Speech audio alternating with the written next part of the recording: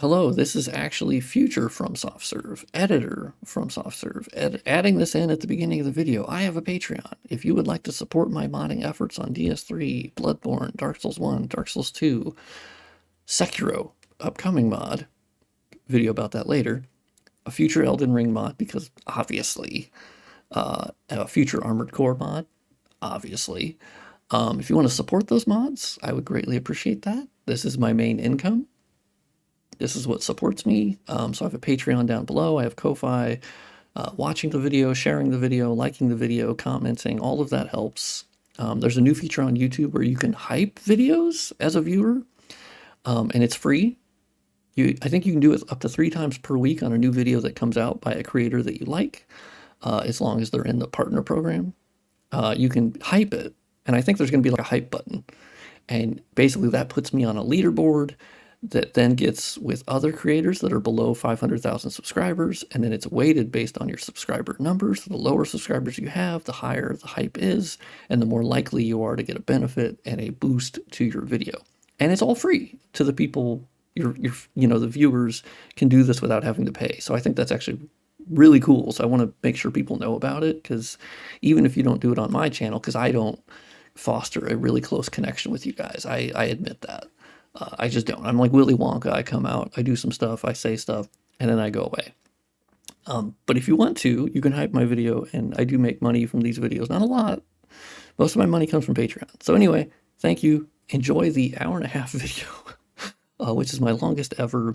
I go into the nitty-gritty on the gparams and the map changes. If you really want to understand how I'm working on these mods, and even start your own mod.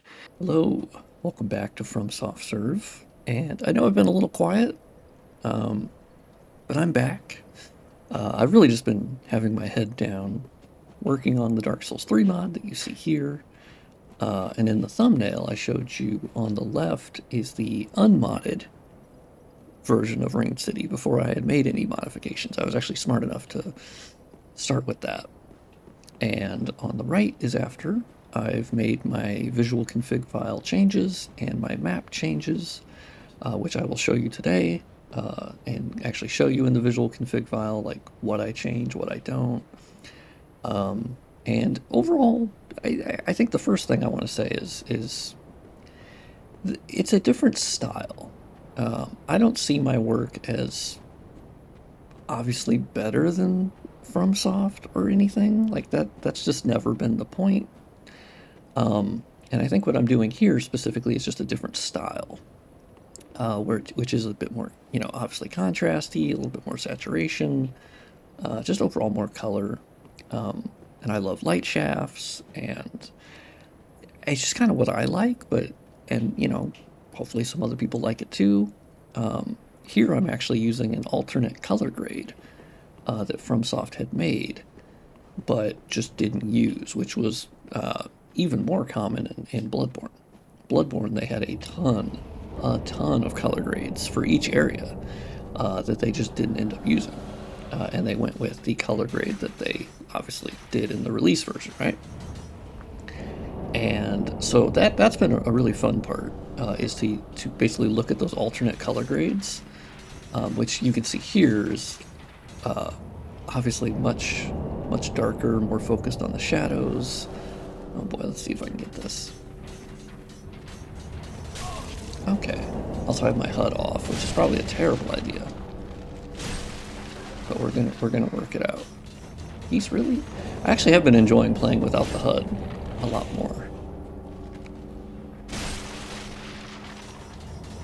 He's still not dead? Jabroni. Okay, there you go. Oh, that's true. I should know there's an obvious noise. A big part of the mod work I've been doing with Bloodborne and DS3, because they share essentially like 95% of their technical underpinnings, if you will. Oop. Alright, this is gonna be bad. It's gonna be really bad if I just keep... I mean, that can also happen. Like, that's fine. That's totally cool. And honestly, don't even know what I was saying. Don't remember. Let's go back to the bonfire. And let's warp to another area. Because I didn't know that that guy apparently respawns. I killed that big guy.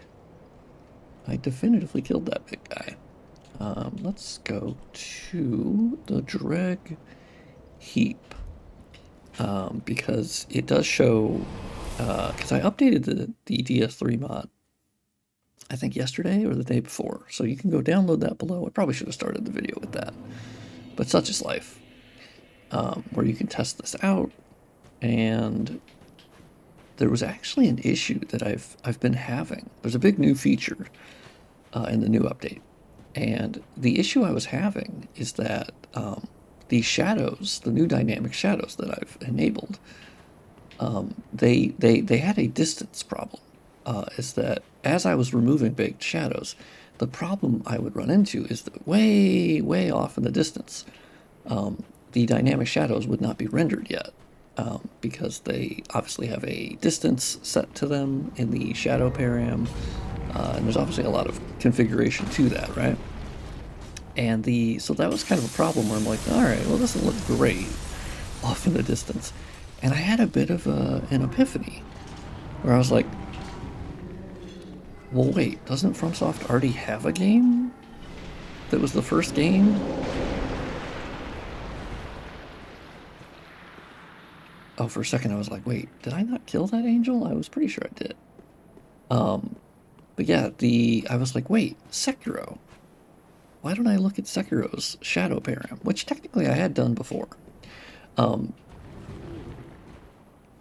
there's a lot of noises going around here. Oh, okay. And so I looked at Sekiro's shadow param, and I was like, well, let me look at their distance and their cascade settings, right? And oh my god, that's where the steel protection is? Oh my god, I forgot that. So all of what you're seeing here are dynamic shadows. And it is using Sekiro's shadow cascade setup as far as the 3 different levels, which for the uninitiated, the shadow cascade like system, which is still used in games a lot.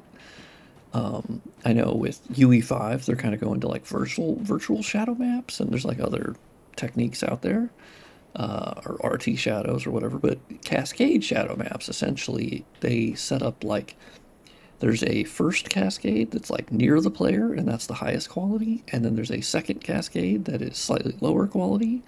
And then, you know, there's a third cascade that's for like really big distance, and it's even lower quality. And you try to do that to save on performance, but also obviously have your shadows reach as far as you need. And you hope that you can make the difference between those 3 cascades not terribly noticeable, to where they like pop into existence or not, or become really clear. And so with this cascade setup, you can see the dynamic shadows are incredibly stable. These are not baked shadows. These are actually dynamic shadows being cast from these buildings now. And you can notice that they really don't have much of any difference at all, which I'm super happy with. And thank you to Sekiro for essentially that cascade setup, because I was like, oh, okay, that worked out great. Also, don't worry about that stutter that you just saw there. That's a weird issue I've been having with DS3.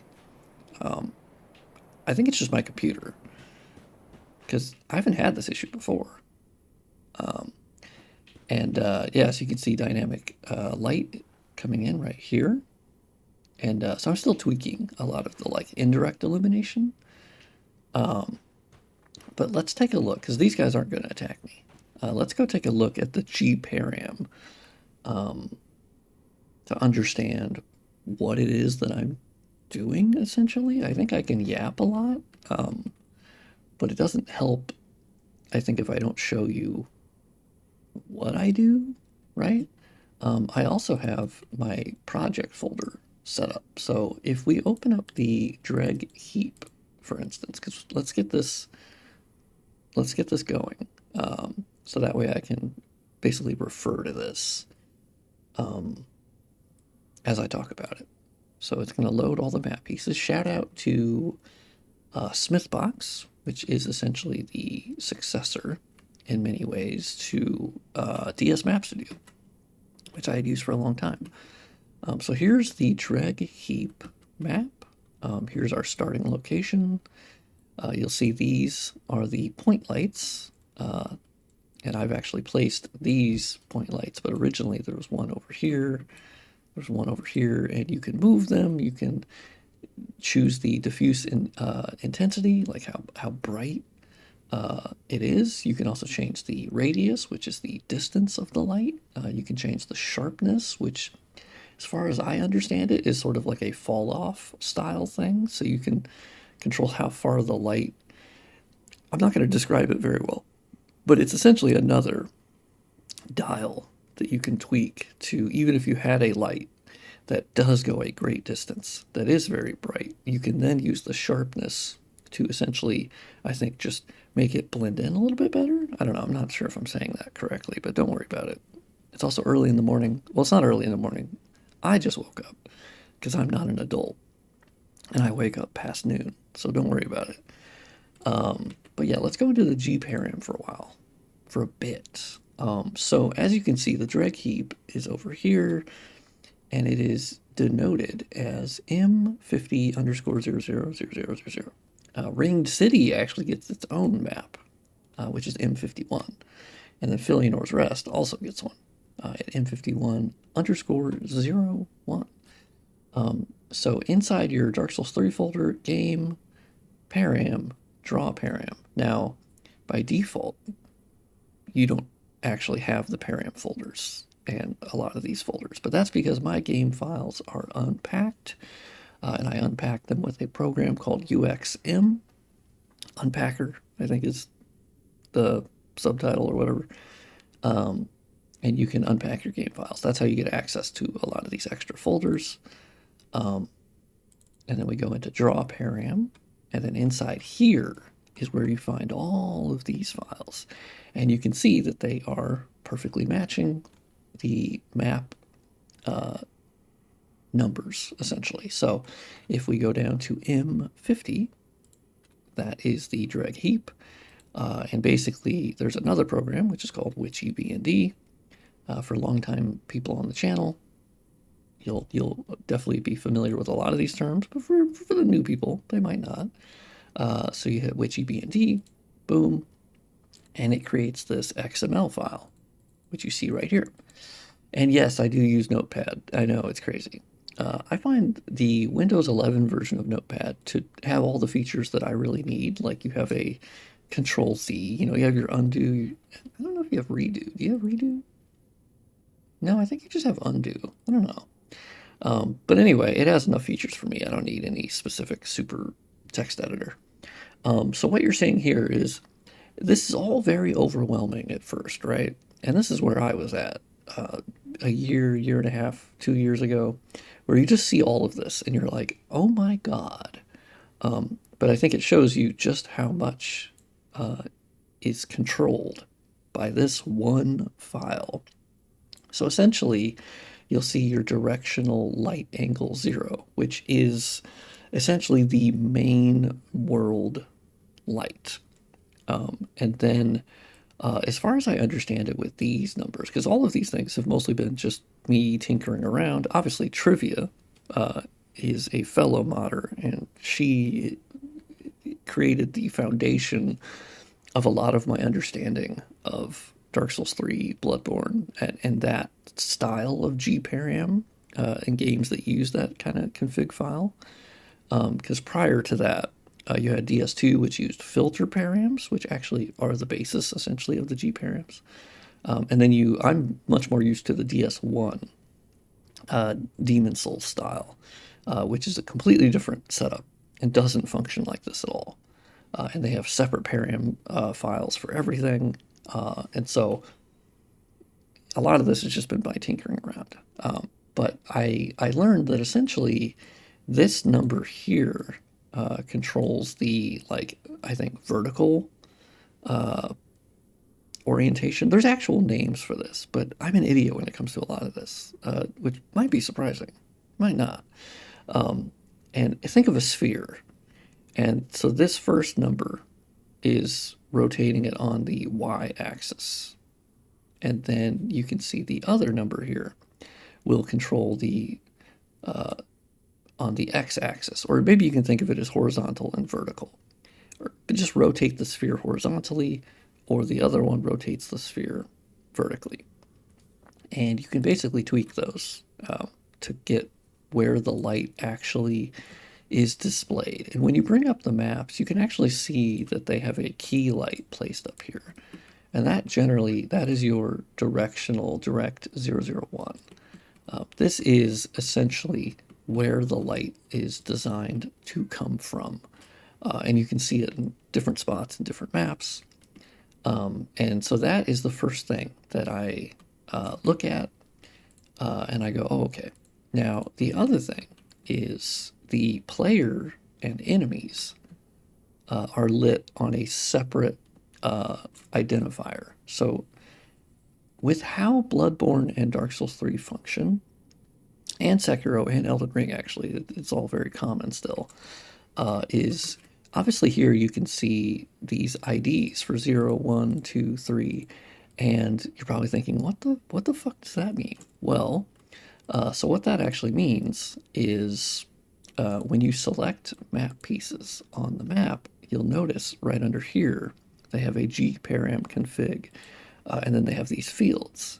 And so you'll see by default they have 0. A lot of them are set to 0. Not all of them, but that is the most default like identifier that they use. They will set most things to 0, which makes sense. And then they set other things to be like, usually foliage has its own ID, but in the Ring City, that is not the case. Now you can see when I click on this guy, it's set to 100. Although, from my understanding, what identifier is actually applied to enemies and the player, because those are shared, is actually done what's known as the collisions, which you've been following the channel for a while, you'll be familiar with these. The collisions are this blue mesh that is obviously not visible to the player, but they are the hidden meshes that control what your player can run into and not fall through the world, right? So you can see like on this, they have a box style mesh around this object, and it obviously doesn't match perfectly to the mesh, but that's because it would be way more expensive to have a mesh that perfectly matches. You want your collisions to be essentially like the lowest poly they can be, but still be accurate-ish to, or close enough. Like you can see here, if I toggle, actually I think I can just delete the collision. So you can see here, there's these rocks and like a little bit of elevation. So the collision around them represents that, but it's very low poly. So the player could look at that and be like, oh, I can see that my feet don't perfectly hit all of them. But they do that for a very specific reason. It's cheaper because you are, like these meshes are a thing that's being like rendered, right? But just not like for the player to see, if that makes sense. Anyway, so when we click on these collisions, you'll notice that there's different ones for different areas. And they essentially create like a patchwork quilt. You'll notice they don't have collisions for any of this stuff out here, but that's because the player has no functional way of getting there. Now they do have these collisions that you see here, which are known as kill planes. I don't know if that's the official name, or death planes. Essentially, if your player hits these, they die immediately. So that's how they stop your character. You can think of them as like nets.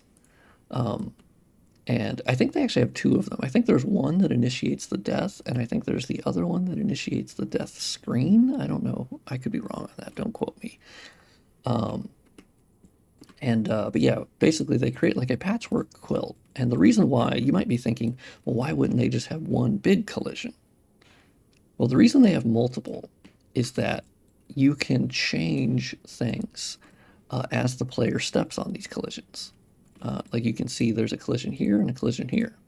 And what you could do is you could actually set it to a different gparam ID, and you could change the visuals or move the sun or do different things based upon where the player is at.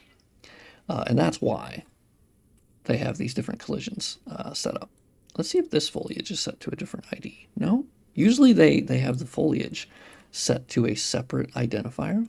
But anyway, you'll see in the collisions they commonly have the light set ID to 100, and that is what lights the player. So for instance, you'll see here, this is number 1, which is the basic one for most all of the objects in the game, not all. And then you have 100, which is set here. Now I pretty much always make this number the same.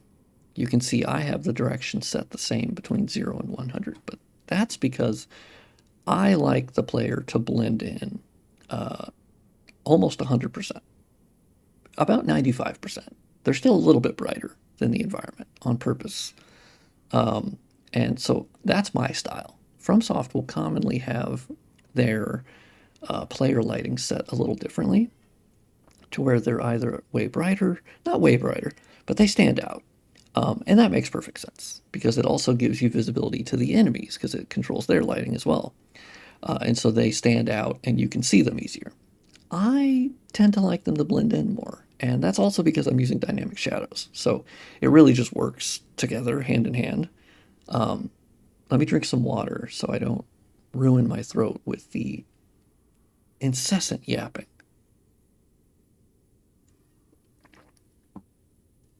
We're so back. Okay. Now you'll see there's a lot of other identifiers, but for now we're just going to focus on the default one for the area, and then the 100, because that's for the player. And also for the bosses, not always. Sometimes the bosses actually get their own one. Sometimes the bosses will be set to like 116 or 120 or any other number above 100. Sometimes they get their own, which makes sense if they have a certain look that they want. Then we go down here, and each identifier, once again, has its own value for the actual diffuse color, which is the standard color that you see, because you can see there's specular color. So the diffuse color is just the coloring of the objects. And so it is RGB. And so it's from 0 to 1.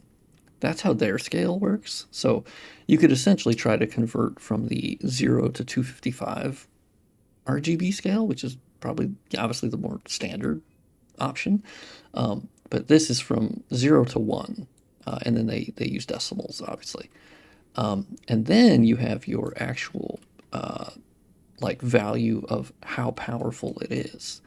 And so this is from 0 to, I don't even know what the top end is, but commonly the standard diffuse color value for 0 is set to either 1, 1.5, and you can move that up the scale however you want.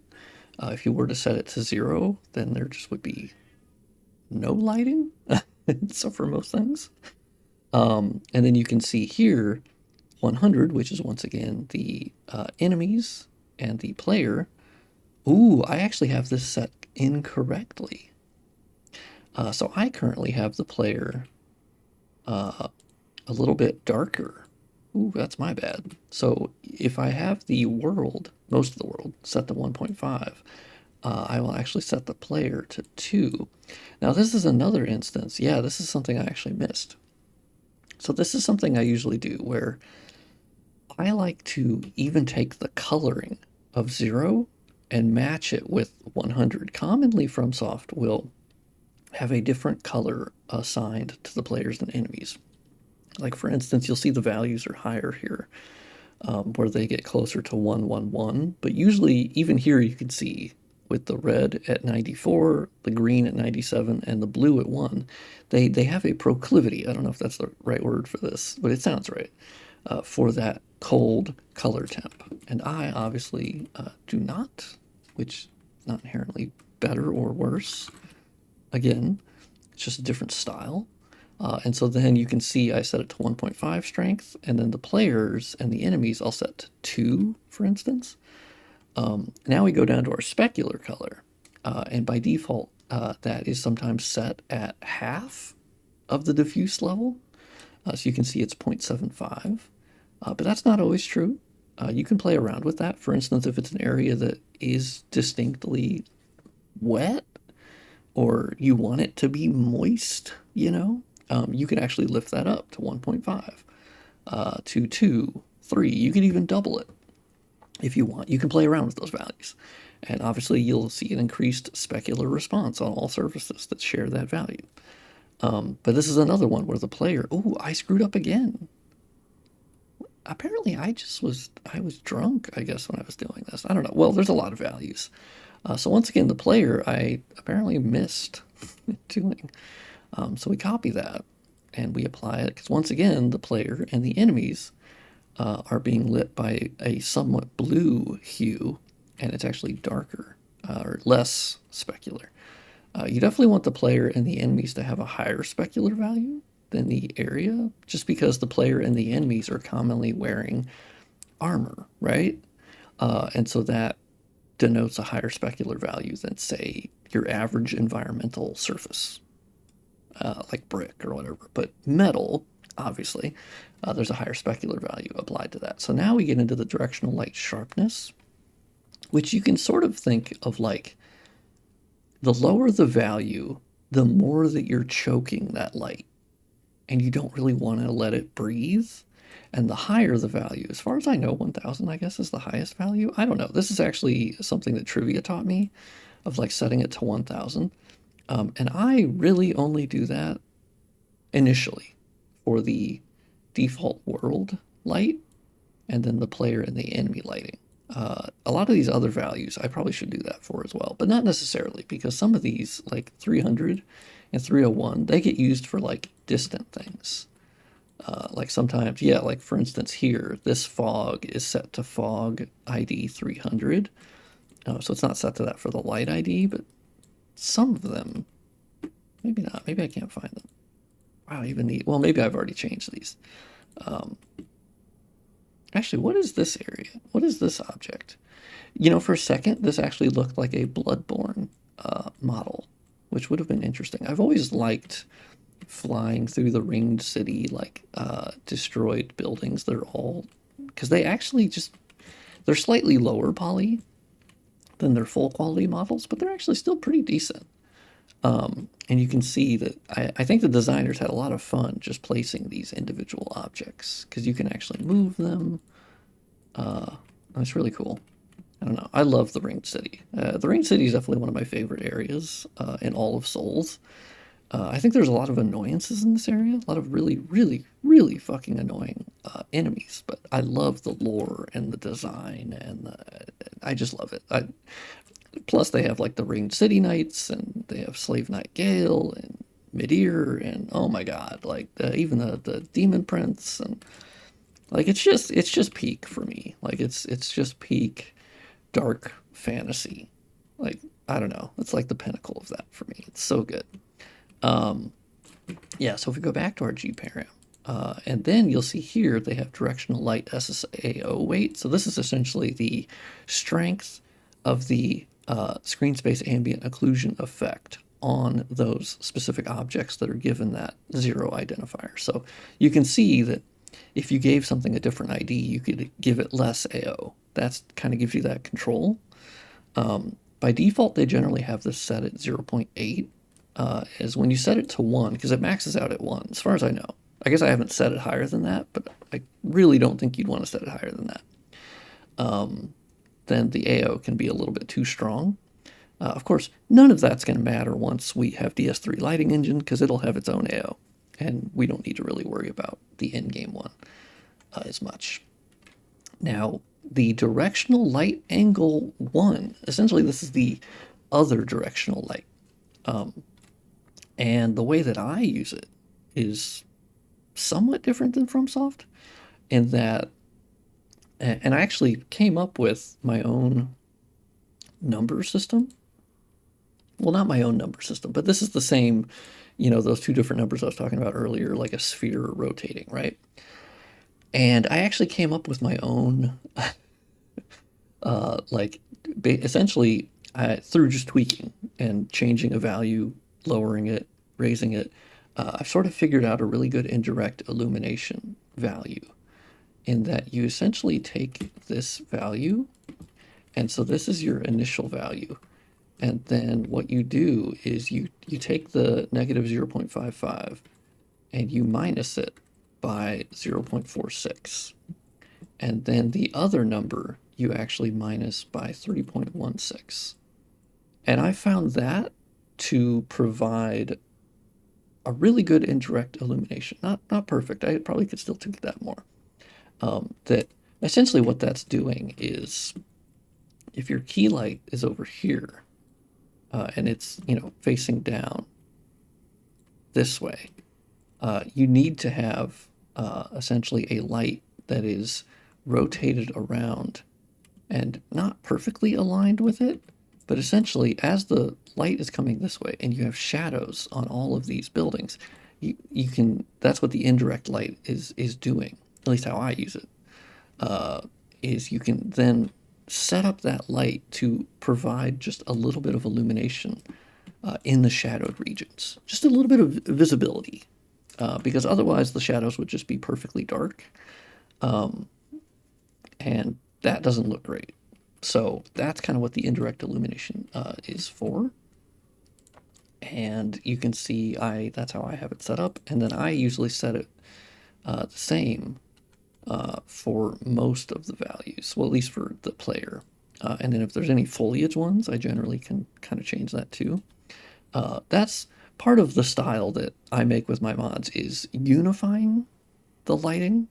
Because we're going to get to a much greater difference at the bottom of this. I promise we're not going to go through the whole gparam, unless you guys want that. I can make a separate video where we go through the whole thing. But I kind of wanted to give you guys a window into what it is that I do, because I know I'm kind of like Willy Wonka in a way, that I just sort of come out and say, hey, look at this cool stuff. And I don't always explain it, but sometimes I do. And so then we have our angles here for the directional light. So I have my values that I've set up. And then I have the assigned to the player as well. So I did remember that at least. And so for here, I've actually set my indirect light to just be 1, 1, 1. So basically just even white. Most of the maps I haven't done that, and I've actually usually matched the indirect lighting color to the main light color of the map. But I've been playing around with not doing that because I think that made the image a little bit too monochromatic. And so the 1, 1, 1, and I can, of course, change that to 0.75, 0.5, but realistically, you set the control with this, right? But you can toggle it any way you want. So anyway, I have it set to 0.15. So for the indirect lighting, it of course depends on the luminance. Like for instance, if this value up here for the main light is set at 1, I generally will have the indirect light set to 0.15 or 0.1, or even sometimes 0.05. It really depends on the look you're going for and the kind of area, like how bright is it supposed to be, how is it supposed to look. And so I go for 0.15 for this currently. And then once again, I forgot to, well, actually, no, I guess I did change the player one, but it actually has more of a white color, or no, this one has more of a red color, or warmer.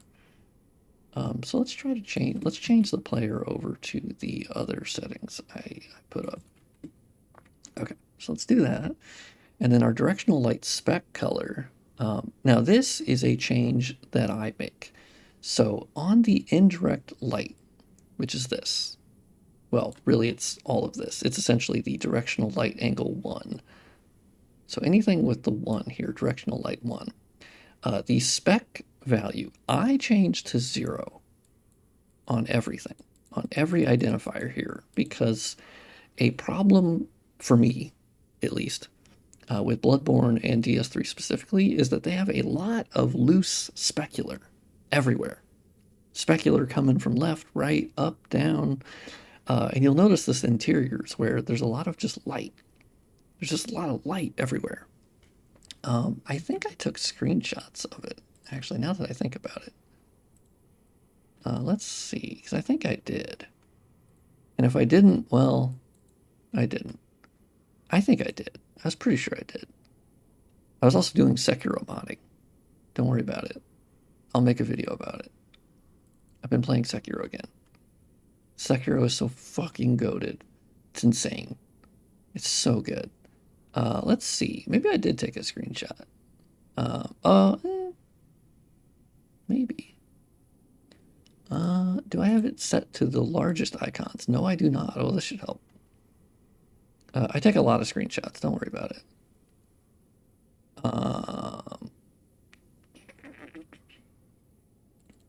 Is this it? Come on, Photoshop, open up. Yes. So this is the when I first arrived in the drag heap. This is the room that you land in, and this is how it looks. Which you can notice this sort of loose, specular lighting.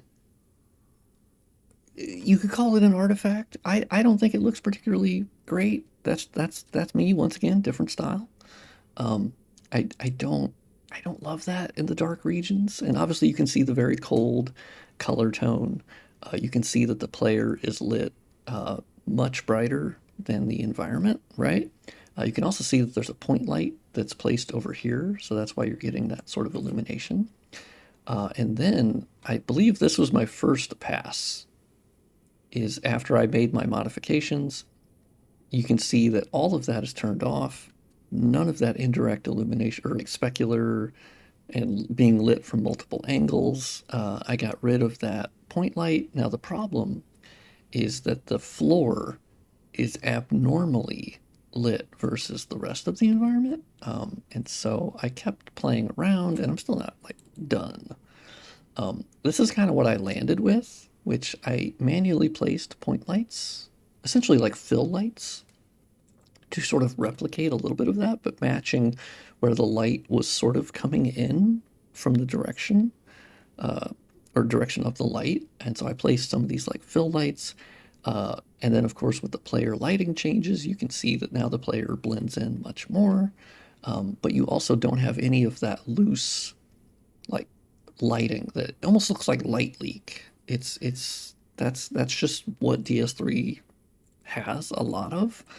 And so I'll tell you how I generally get rid of that. I think one of them is certainly through the specular here, where for indirect lighting, I just like the illumination. I don't really want a lot of extra specular.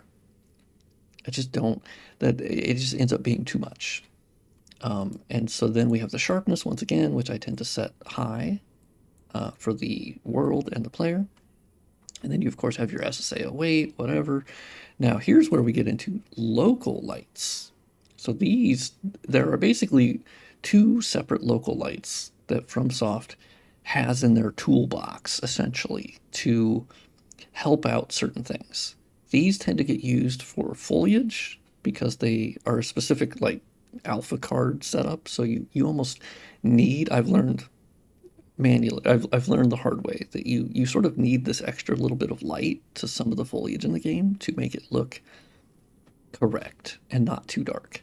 And so you can set the angles on these. You can set the lighting, the diffuse color, just like you can with the regular lights.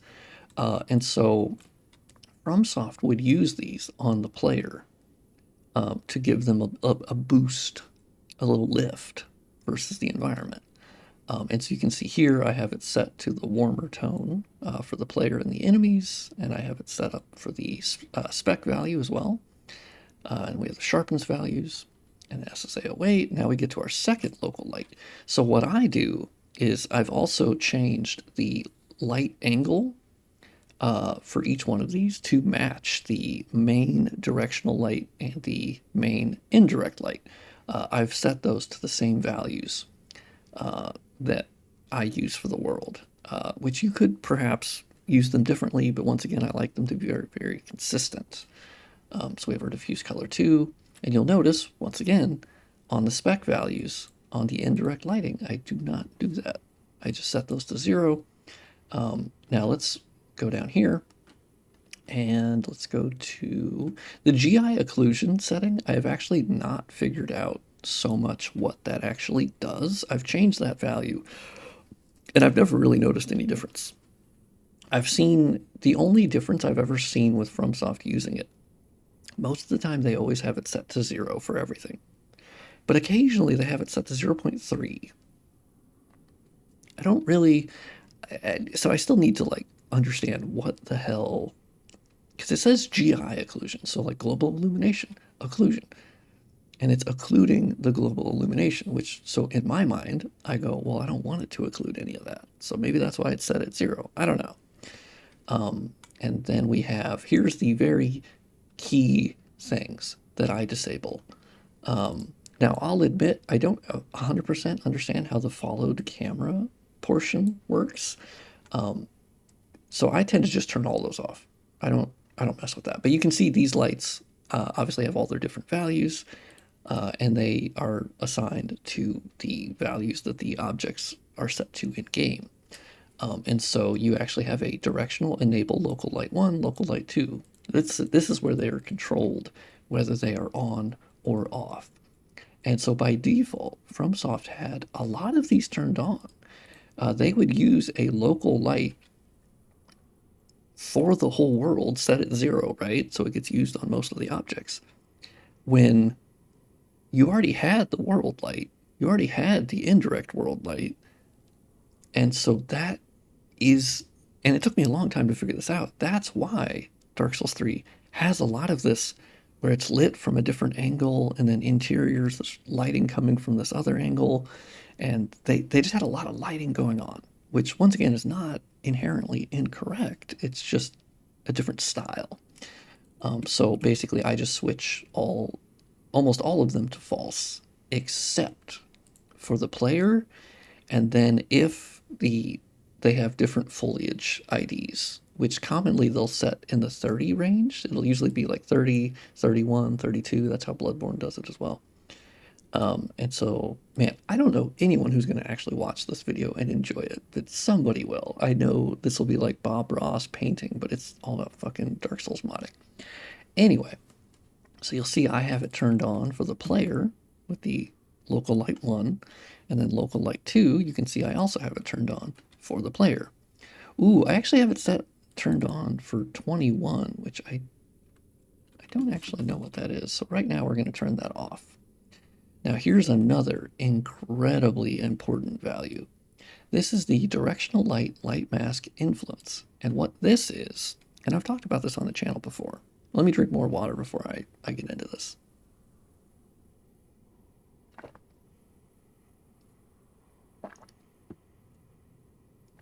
I could edit out these portions, but I don't give a shit. Whatever. I'm lazy. I don't want to do it.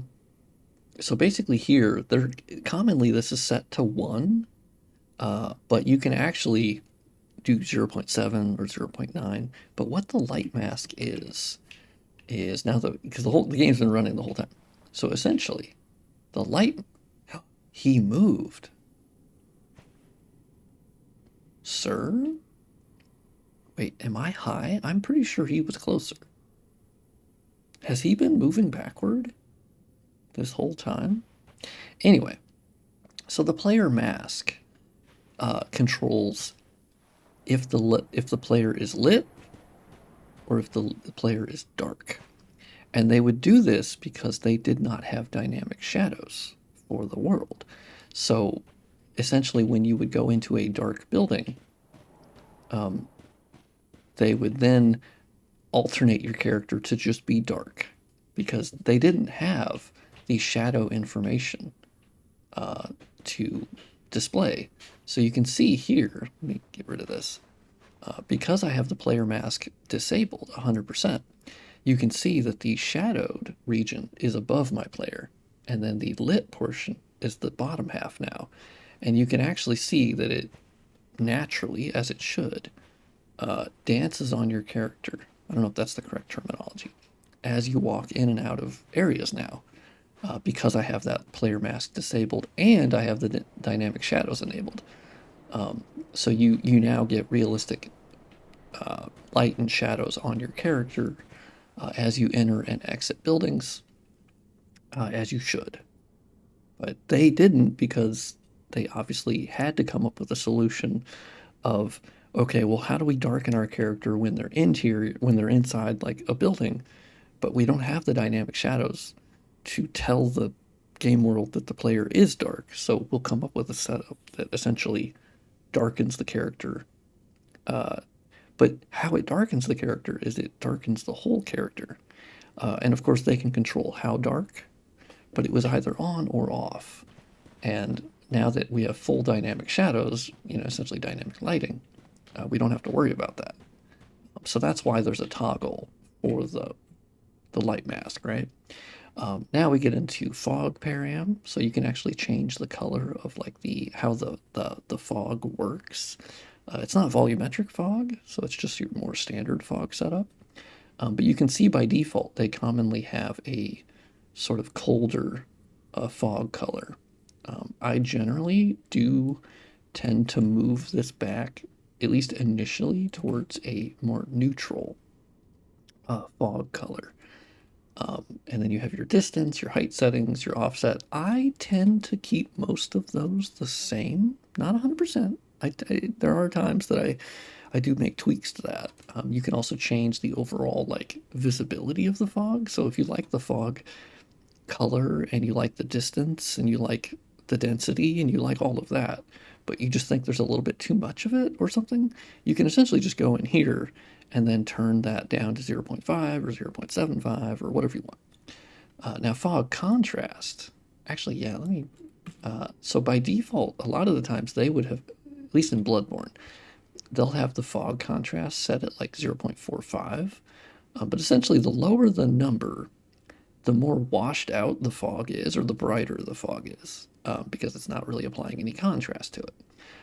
So these values tend to sit in the 0.25 to 0.45, but I've seen some higher values as well. And you can play around with this to get a higher fog, or you get a more contrasty fog color. Light scattering, I honestly don't mess with. I haven't really noticed anything that has anything to do with that. And then here is your environmental map color scale, which as far as I understand it is somewhat about the baked lighting light maps. You have your SSAO editor, which anytime that you see a group like this, the SSAO editor, and it doesn't actually have any values like you see on a lot of the others, that's because it's actually referencing another gparam. And so the cool thing is if I ever want to undo that, I can actually just go to another gparam, like from Bloodborne. I can literally just copy the SSAO editor from there and copy it in here, and then I can make changes. So that was another thing that I just kind of had to figure out. And then here you actually have a lot of your different settings of like enable anti-aliasing, disable anti-aliasing. Obviously, you can also just turn that off in the menus, right? But for Bloodborne, you don't have that option. So that's where this came into effect for Bloodborne and disabling the anti-aliasing. There's actually two settings for that. Chromatic aberration. This game actually has an anamorphic lens option. And what's funny is they actually enable it here, but there's another area in the gparam where it's still turned off. So I think they just have them turned on here by default, but they turn them off down below. And then here you can see the glare quality, which seems to be their terminology of glare tends to mean bloom in some sense. Scene luminance scale, not 100% sure what that does yet. This is an interesting setting. The reflect scene assign dynamic light, that of course seems to be connected to the planar reflections that DS3 has, and Bloodborne, and DS1, and DS2. Sekiro moved to screen space reflections. But I do want to figure out for Sekiro how I can disable the screen space and actually go back to the planar reflections, just for funsies. Because there are benefits to planar reflections that screen space don't have, but then there's benefits to screen space that planar don't have. So ideally you would do both, and that's what DS3 Lighting Engine will be able to do. Now we get to the much more important overall thing, which is the tone map group. which includes filmic contrast, which essentially does what it says, but it's also a bit of a saturation increaser. You have your exposure. You can mess with all these things. I've been trying to get the auto exposure system to function well, and I'm close, but not totally happy with it. Now, what's interesting is you'll see Yebus. That's the setup that they use for, I think, DS2, DS3, Bloodborne, or maybe just Bloodborne. DS3 is Yebus. But with Elden Ring, Armored Core, and I think with Sekiro as well, they had moved to what you see down here, which is GS Presents. And what's interesting about DS3 is that they have this, and actually Bloodborne as well, I believe. They have GS Presents down here, which is its own tone map, exposure, average luminance, all of the stuff, but it doesn't work. So it's interesting how they had their future exposure system sort of sitting here, and then it got expanded and it became the default later on for their other games. Like they have their own auto exposure, but I've never been able to get any of this to work in Dark Souls 3. Yeah, so here you have the glare luminance, which controls the bloom. You have your threshold, and you can change that to either lower or higher. If you go higher, it means less bloom. Low, it means the bloom can kind of go crazy. You can kind of play around with that. I generally raise up the bloom a little bit. Sometimes they'll have it a little bit low. You have your light shaft param, which I finally figured out how to understand that. You have your color scale. You can set the color of the light shafts. This is where, actually here they also have, so the higher the glare ratio is, the less noticeable the light shafts can be. And so the Ringed City and the Dread Keep, they essentially had the light shafts turned very low to where I don't think you can, like you can barely see them. Like you can see here, there's a little bit of light shafts, but it's very, very minimal. So let's change that as well while we're here. Like let's change this to like 0.75. And then angle attenuation. I don't perfectly understand this other than when you change that value, and I keep moving my hands around, but you guys can't see that, so don't worry about it. I don't even know why I say that. And the attenuation actually creates this, like, they have like the lines on it, and it has this sort of like stripped appearance. So you can kind of play around with that, but I tend to not like how that looks, so I turn that off. You have your depth of field editor, which is just taking settings, I think, from the default gparam. You have your anti-aliasing, ocean blur, feedback blur. I don't actually really know what it is because I haven't messed with it. I was wondering if this was like per object motion blur. I don't know. It's always disabled as far as I've seen. Now color grading, this is one of the really, really, really cool settings here. Because essentially you enable it or disable it, and it's almost always enabled. There's a couple instances where they had it disabled, but how I've seen FromSoft disable it is a bit weird, where whenever they want to disable color grading, what they'll do is they'll commonly set this to 0, which basically sets it to a LUT that doesn't exist. Because when what they're referencing, which was another thing that I just kind of had to figure out, or no, maybe it was trivia that told me. It probably was trivia that told me if I had to bet.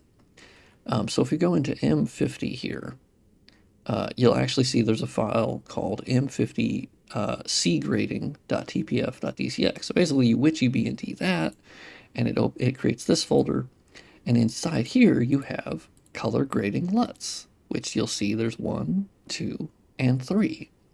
And basically I have it currently set to 3. I think by default they had it set to 0. And I basically switched to each one, see if I like the look of it, cool beans, and sometimes they drastically change the area. Bloodborne had more alternate LUTs for their areas than DS3. And even when DS3 had different LUTs for the different areas, they're very minimal changes in a lot of cases, which is a bit of a shame. And then we get into our shadow param. And this is where I stole settings from Sekiro. Essentially, how I had it originally set up is I had the first cascade set at 1, I had my second cascade set at 15, and I had my third cascade set at 25. Those were values that I came up for Bloodborne while working on Bloodborne, because of course Bloodborne didn't have those settings either. So I just kind of played around until those were the shadow settings I was happy with. And I didn't really look at them again for a long time because I was like, they look good, they look fine, they have some issues, but whatever. I'll move on to other stuff.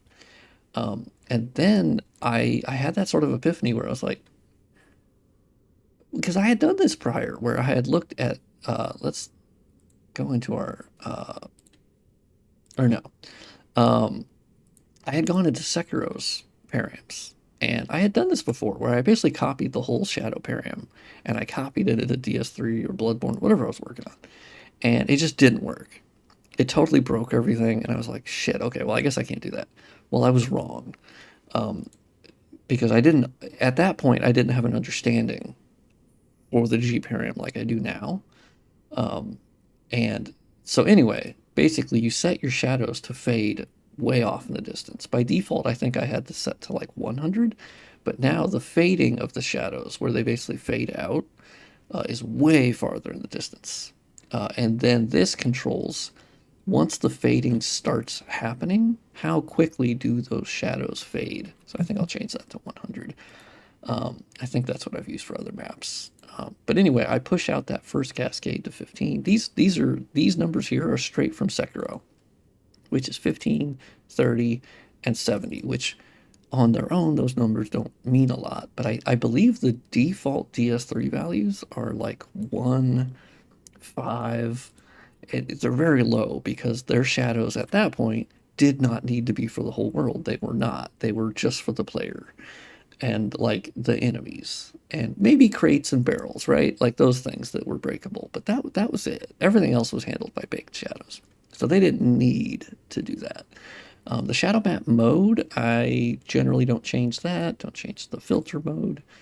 The depth offset, now that is another thing that I took. I actually took this from Elden Ring, but you could also take this from Sekiro, which by default DS3 and Bloodborne had their offset set at 0, and that's what was causing the shadow flickering for my Bloodborne mod for a long time. So I carried that over to DS3, and then we have all these other values that I don't generally mess with. The volume depth I did have to mess with, because essentially that controls how tall an object can be and still receive a dynamic shadow. The reason you would have this value is that you can save performance on if there was an object that is so ungodly tall that you don't want there to be a shadow for it for whatever reason. And this value can sort of control that. So I did lift this up from, I believe, 100 to 200 to essentially allow more things to have shadows. The shadow model coal flip, I'll admit I don't fully understand as far as the gparam is related. The coal flip is not used in Bloodborne, but in the actual DS Map Studio, if you look at any of their lights, their point lights, actually not the key light, I guess. Yes, but all of their point lights and spotlights have the shadow model coal flip turned on here, which is stored in the MSB file, which then gets saved and applied. And that controls like what is rendered, what isn't. But those are the values that the gparam picks up on. But it's disabled in the gparam, so I don't 100% understand that yet. And then you have the actual blur count, which is important because if you don't blur the shadows, they look very sharp, which looks a bit unrealistic. It kind of stands out. So I do blur them a little bit. By default, they've always had blur on. And then this is stuff that trivia taught me as far as like the light map. Apparently if you, by default, they had the dominant param, dominant sharpness offset set to like, sometimes it's 0.25 or 0.5 or 0.7. You would see this value vary quite a bit between the maps, and I wasn't ever 100% sure what that meant.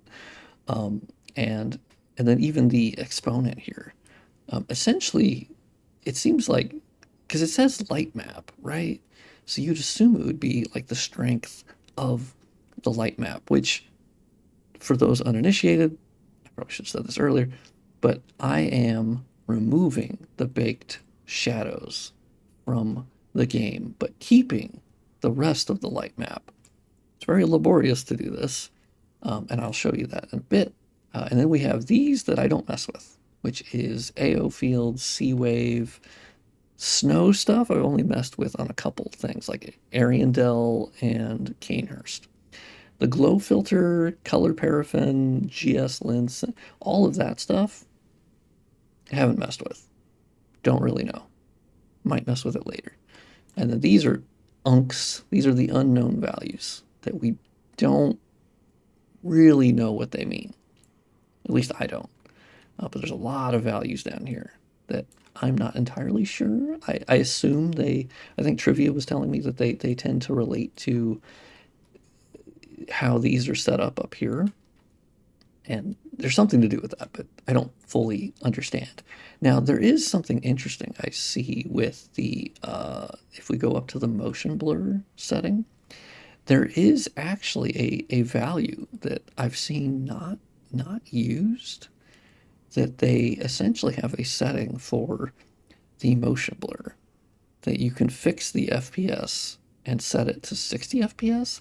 I didn't notice a difference. I tend to turn off the motion blur if I'm running at 60 FPS or higher. That's a personal choice, but I don't find motion blur to be terribly necessary at 60 FPS and higher. It's very useful at like 40 FPS and 30 FPS. And at 24 frames per second, obviously that's why films have a lot of blurring that happens naturally. Because you have to, otherwise it looks juddery as hell, you know? So that's a quick primer, or a long primer, on the gparam. Let's save our changes, though. We did actually make some changes. And so when we do that, we go back to our draw param, and then we go back to our 50 draw param here. And then we hit witchy B and D, and basically that's going to save the param back where the game is going to access it the next time I reload the area.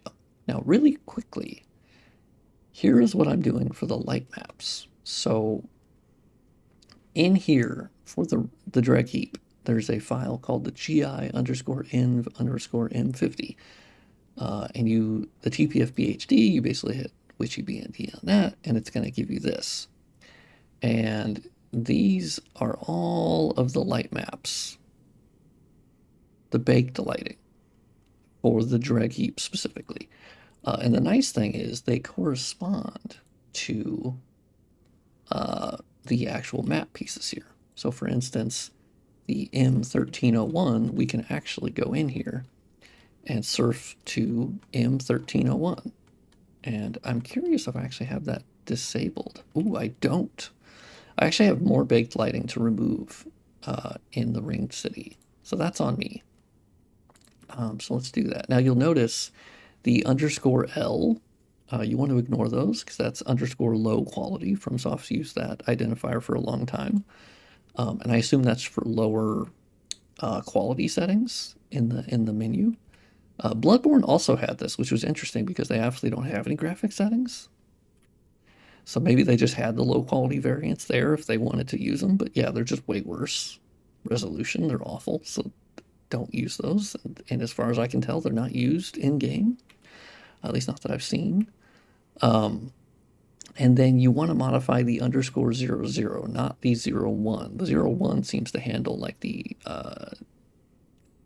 GI or any other things they were baking. So I don't fuck with that. Just the 00. And then you'll see here, there's an _Atlas 00. So what they do, the reason why they call it the Atlas ones, at least from what I understand, is the Atlas ones will basically save multiple light maps within one light map. So, because you can see here, these are the same map pieces, but they are actually separate identifiers here of 1001 and 1000. And so basically they will need different baked lighting. Because they are in a different spot in the map. So they need a separate light map because the way that the light is going to hit them is going to be slightly different because they're in a different spot. And so you'll see 1301 underscore Atlas 00. Now, if it's an object that's used a lot, you'll see Atlas 001. And I've seen one that went up to like Atlas 70 something, I want to say. It was like a tree in Undead Settlement. It was crazy. They used it so many times. But anyway, let's open these up. Actually, what object is this? Never mind. So let's go to our 1301 that we just opened. And I'll show you. It's a very quick edit. Basically, you open it up in Photoshop, and this is what the light map looks like. And you can see it's controlling, like this must be a doorway, and the dark regions are the shadowed regions. And then the alpha channel is what controls the shadows, because essentially the black region is what is shadowed. And so what I do to get rid of the baked shadows is you do that. You bleach the alpha channel, save it as BC7, easy peasy lemon squeezy. That's it. Here's the problem. You have to do that for potentially hundreds and hundreds and hundreds. I've actually edited so many light maps that Photoshop told me to fuck off and said, you're done. You're cut off. You need to close the program, reopen it. You've simply opened too many, and we will not allow you to edit anymore. And also the program gets progressively slower the more that I open. It's very funny. So anyway, yes. And then basically we just repack those, and bada bing, bada boom. And then you repack the overall baked lighting file. Bada bing. Oh, yeah, I forgot I can't do it when the game's running. Okay, there we go. And then now we're going to repack that. And bada bing, bada boom. I probably should have showed you before I did that. But I'll admit this video is already an hour long, so fuck that. There we go. Yeah, you can see the player blends in a little bit better now that I've matched those changes I made in the gparam like 40 minutes ago. You can see the light shafts now show up a lot more. A little too much, a little too much. But yeah, that light shaft change. But I need to change a little bit.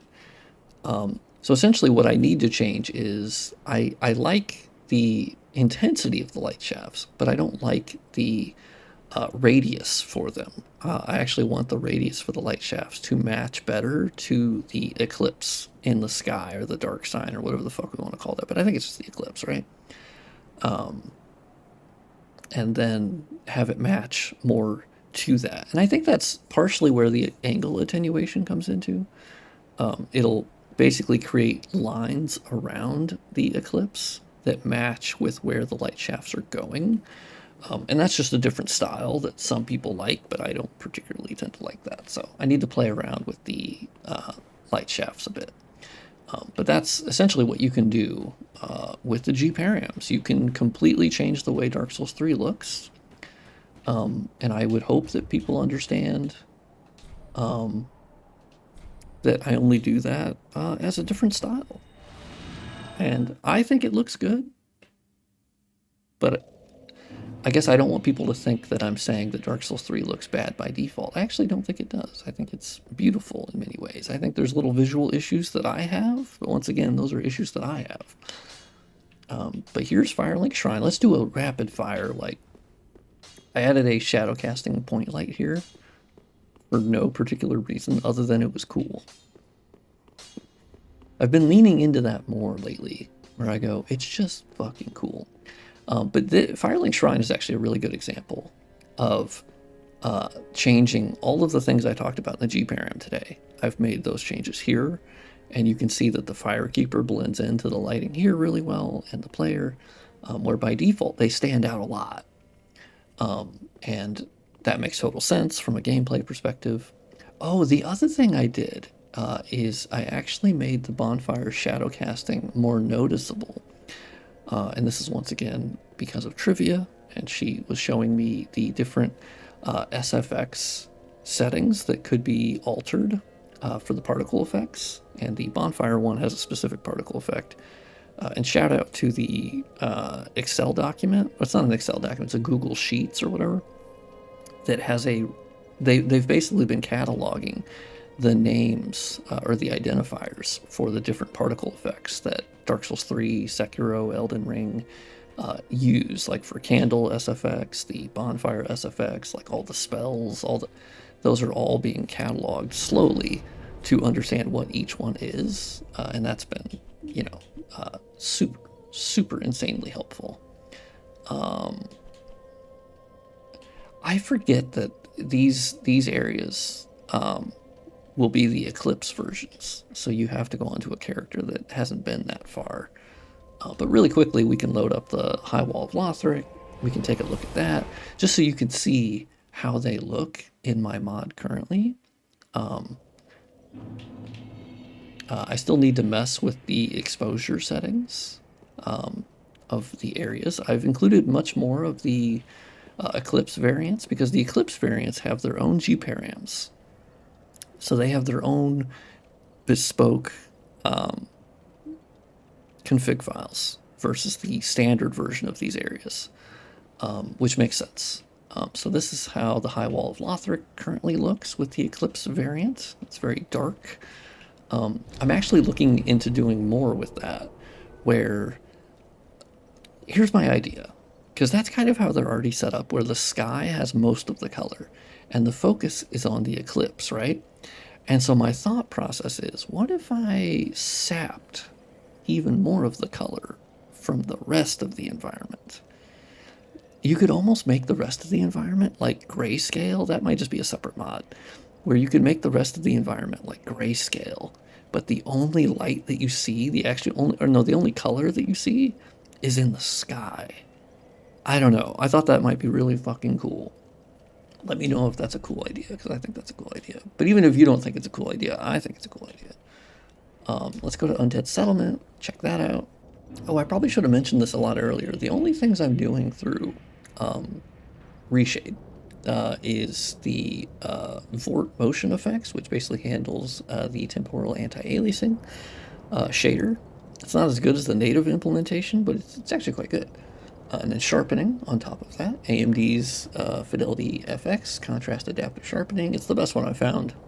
It's much better than like the NVIDIA sharpening or any of the other immerse sharpening. I find the AMD sharpening is the most tasteful. And then I have a little light depth of field that I'm doing. But that's it. Those are the only things. Everything else is done through the gparams and map changes. And that's how I like it. I definitely want to do everything that I can through the base rendering setup. Because obviously all of this is in preparation for Dark Souls 3 lighting engine. That will obviously move things even farther into crazy looking. But I wanted to test myself to see how happy can I be with the visuals purely based on the default rendering engine. So here, of course, once again, we have all dynamic shadows. So you'll see this edge here, I need to hide. Undead Settlement's been a really tough one to manage the distance here, or distance like water and overall setup, because they have a pretty low poly Cathedral of the Deep over here, but they were occluding it with fog. So there's a lot more work that needs to be done. You can even see down here, there's a cutoff to the fog that looks really bad. And that's my fault. So just don't look down there. But yeah, all dynamic shadows, which you can see are incredibly stable, no matter the angle. And you can see the indirect lighting setup, which I still need to tweak over to my more recent calculation that I showed earlier. Because I don't think I've done that for this area yet. But this is how this looks. Very cool. Very cool, I think. I love the Eclipse variants. It's essentially an amped up or a juiced up version of what the Eclipse versions already look like, but with all the other changes that I went through the gparam today with, and the glare a little bit higher and contrast a little bit higher. And here we have light shafts and Undead Settlement. That's new. I'm actually I'm actually not happy with this Eclipse variant right now at all. I don't know that I've messed with this. I don't think I have.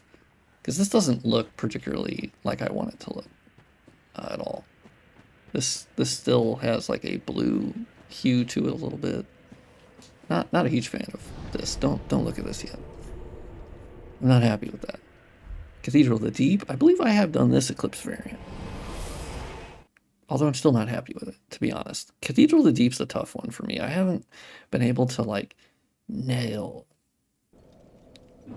the vibe, you know? I don't know. I just haven't been able to really actually no, I'm in the wrong one. Let me go warp to the other.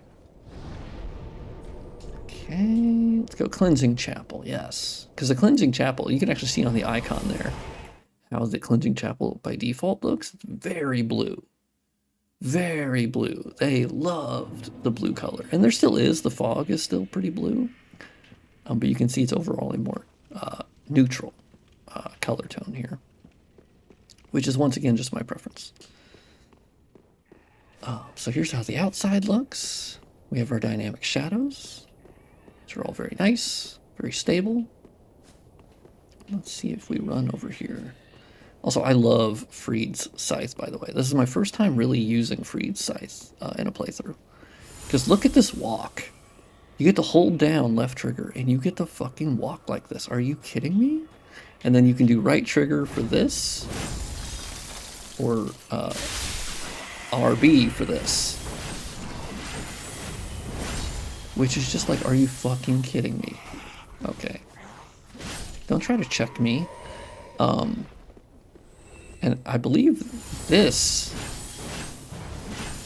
does not use any mana, which is insane. So once again, dynamic shadows, very cool. Also, you'll see how they dance on my character. Okay. Now let's go warp to another area. That's a very short look, I know. I spent probably too much time on the gparams, but I think it's important for people to know the process. I also am not a big fan of like hiding things from people. Of like, if there's something that I learn, I am pretty okay sharing that, right? Like, I don't know. I don't really see the need of like hoarding the information that I have, really. And I mean, that's why I have this channel, right? So the Catacombs of Karthus look massively different than they usually do. They're much darker. They once again do not have a lot of that indirect illumination everywhere, which way, specular. I have kept most all of the point lights, like this one here, you can see is not based on anything, right? I still need to go through them and change them from blue point lights over to like a more like neutral color. Once again, personal preference. Here you can see the improved bonfire shadow casting in action. You can actually see the shadows a lot more, where by default TS3 hides those shadows. They're always there, but you can't really see them that well. Ooh, I think Smoldering Lake looks really sick if I remember correctly. I mean, to be honest, I think it looks amazing by default. God, this video is going to be my longest video ever. But I'm actually pretty proud of how this mod looks, so I kind of want to make a long video. So here you can see the planar reflections are putting in some real good work. They are a little goofy with the culling of the planar reflections, because the planar reflections, how they function is that they are essentially just rendering the objects again at a lower resolution in the water. They call it the reflect cam. But yeah, here you can see probably one of the bigger examples of my lighting changes, as once again you have these dark regions that are not lit with a bunch of different lights everywhere, every which way. So I think it's a more, I mean, maybe you could see it as more boring lighting. I think it's a bit more coherent, which isn't necessarily good. I could actually see people disliking that, which is okay. Now here you can see they placed a giant point light. It might even be a spotlight. Here, which I have been meaning to reduce a bit. You bastard. He already killed Solaire, so he's already dead. If you know, you know. Don't you dare. I was too lazy to even turn off his thing. Or, not really his thing, it's just a giant ballista. Which is reminiscent of Demon Souls, right? That makes sense to me, that like that is like the successor to the Demon Souls like ballista thing in Latria. Ooh, Irithyll looks sick. I'm not done tweaking Irithyll. I'm not actually done tweaking any of these areas, to be honest. I kind of make... Yeah, don't worry about the flickering. To be honest, I don't really know what that is. There you go. Now, Irithyll obviously was already gorgeous by default, right? I mean, I think all of the areas in their own way were gorgeous, but Irithyll was particularly insanely gorgeous. Now, I do have a problem where my fog setup has revealed this really low quality, I think they're called trellises or flying buttresses or trellises. So essentially you have the higher quality ones here, and then they have this really, really low quality, almost cardboard cutout looking one. And I think they tended to hide those with the fog better than what I have done. So I need to... Oh, answer Cirrus of the Sunless Throne's call for cooperation. Oh, dude, I've never done this before. I don't really do PvP. Fuck yeah. Okay, well, this will be fun. This will be in the video. 100%.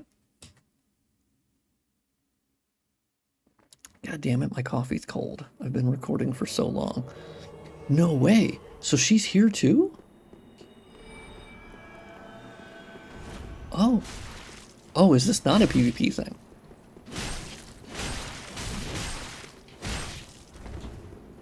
Wait, is that... No way, it's Creighton? Wait, Creighton is in Dark Souls 3? I swear to God, I didn't know that. Dude. He's in this game? As a Dark Souls 2 fan, that means so much to me. That's crazy. Thank you for your kind assistance. Blessing of the moon upon your journey. Dude, that was awesome. Okay, so it's not a PvP thing. Holy shit, that was awesome. What the fuck is that? Okay, well, I gotta look that up. I gotta do all the Sunless Realm things. I hope there's so many more of those. There are still things I don't know about Dark Souls 3, but what the fuck? Creighton the Wanderer. He's back? I probably have seen that in a lore video at some point, I just forgot. But dude, that's so fucking cool. Dark Souls 2 is my favorite in the trilogy, which I know might annoy some people, but I don't care, because I love it. I love them all, for different reasons. Which is actually kind of beautiful, right? I like that I love them for different reasons. I think it'd be weird if I loved them all for the same reason. That'd be a bit boring, right? But yeah, I really like how Irithyll looks with the dynamic shadows. It was obviously drop dead gorgeous by default. Ooh, no, let me go back to the bridge because the planar reflection changes fucking sing in this map. Like, it's crazy looking, I think. Ooh. Look how good that water looks. Don't worry about the stutter. That's just my computer. I think it's dying. I don't know. Like, look at this water. It's not perfect, but man, I love it. Because obviously I have the sky reflected too. I'm not happy with how these boulders look. And then this landscape object. There's something going on that's darkening this landscape. So I got to fix that. Really not happy with how that looks. And actually, with my shadow changes, this right here that you're seeing, that is actually a dynamic shadow that's being cast from that gigantic object. That's how powerful those new shadow settings are. It is very far in the distance. It's not Elden Ring distance. There, they got another upgrade, which is massive, where they push the shadow distance out like to like 1,000, 2,000. It's insane, which makes sense because it's open world, right? But look how good this looks. Holy fucking shit. Because I've put most of the things in the reflect camera to be rendered in these planar reflections in the water. And I think that like the distance, the granularity of the water, it has this like crunchy look. I think it looks fucking awesome. And you can see the bridge reflected. And it's subtle enough that I think it really works. Like, oh man, I'm in love with. I think it looks so good, and the indirect illumination that I have set up, I think looks fucking awesome. I'm so happy with it. I really think this looks fucking great, and I don't say that often about my work. Like, obviously, all of this is a love letter to Dark Souls 3, right? Like, I hope people can see that any of the changes I make are 100% in service, at least in my mind, to the original look of the area. I think they're exaggerated. I think I tend to exaggerate them by default. That's my style, for better or worse. But I'm obsessive about it. I can't. Like, even these rocks are included in the planar reflections, and they're actually rendering that mesh again, but under the water, or oriented in the way that it looks like that. But yeah, like, look at all these dynamic shadows. I don't think some of these, views you can have over bridges don't look as good in Dark Souls 3 sometimes. Like, obviously Dark Souls 1 has this problem as well, and Dark Souls 2, where you can see there's just kind of nothing under there. This would actually be a really good opportunity for me to, like, copy this one building and kind of rotate it and maybe place it around a little bit, just to fill out this sort of, kind of looks like an empty space with a texture blend applied to it. So there's certainly instances like that where I could add a couple buildings here and there, but I haven't really done much of any of that. It's really just been dynamic shadows, gparam changes, and stuff like that. Let's see. Let's go to Dragon Barracks, because I think this is probably the best looking Eclipse area right now, as far as what I've been able to do.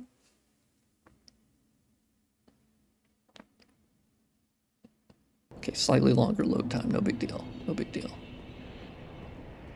So once again, we have our no light mask. So now the dynamic lighting, we can actually walk into these shadows, and you actually have the shadows from nearby things affect your character. I'm so obsessed with that. I love it, love it, love it, love it, love it. Oh, I did kill them. Got it, okay. Or did I? I did. Oh. To be honest, I didn't remember doing that. God, Lothar Castle is so fucking cool. Oh, yeah, so one funny thing that they did is they didn't put a collision on this dragon after you, like, kill it. So you can kind of just walk through it, which is, it's a little weird. I think that's a little strange. But that's fine. No big deal. Game dev is tough. It's not, Oh, there's an object up there. I think I just burped into the mic. Don't even care. Don't even care. Wow, I am bad at picking up these items. No, they're just embers. That's not a big deal. But here you can see how the interiors look, which, once again, much less color. There's two of you jabronis? Oh, there's shield guy. Oh, God. Here we go. Gamer skills, guys. Gamer skill. Got him. You better not heal his bitch ass. I'm telling you right now. Oh, God.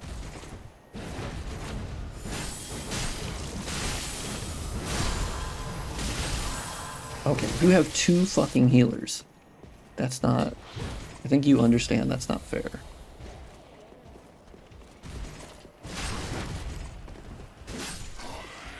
Number one down.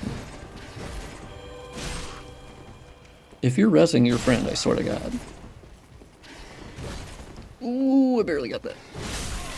Got him. Got him.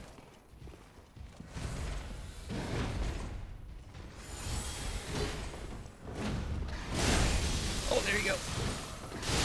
Yes! It kind of hit him.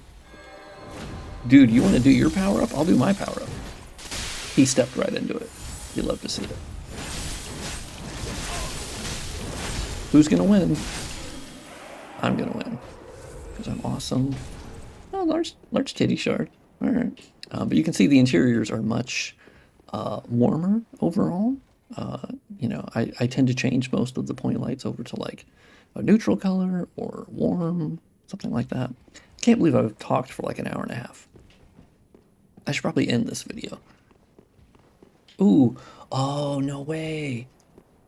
So, please don't attack me. they have the pilgrims set to render only when you step on this collision. I found a lot of those. It's not something that I think would be terribly noticeable. The amount of players that will exit out this way, I think, is probably pretty low, but that is interesting.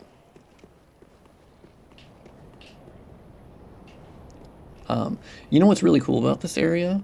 Because I'm using full dynamic shadows, the pilgrim butterflies, their shadows actually dance on the entire environment, which I think is really cool.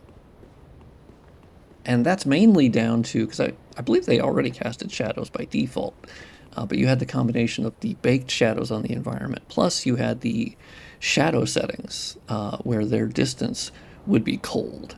And so you just would never see the pilgrim butterfly shadows on the environment, because, which is probably more realistic in a sense because they're so far away, but I actually think it looks kind of fucking sick, so I'm gonna keep it because it's awesome.